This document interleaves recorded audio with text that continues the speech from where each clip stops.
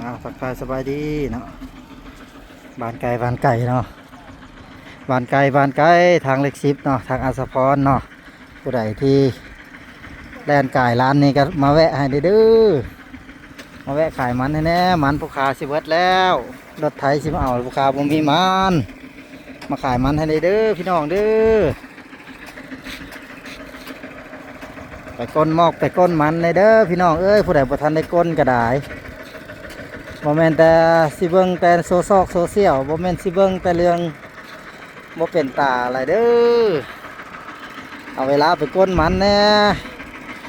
มันคาดล้านเลยนี่มันคาดล้านแล้วเท่าแก่จะได้มันส่งเพิ่นให้ราคาสูงนี้ฟ้าวไปก้นเด้อ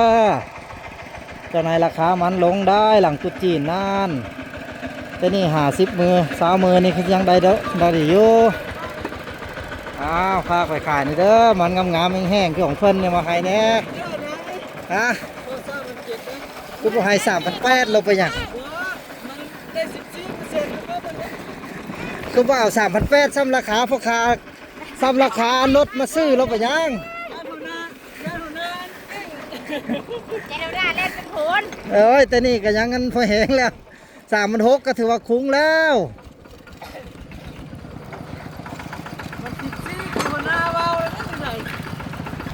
14แล้วจังได๋ฮอดราคานั่นนะ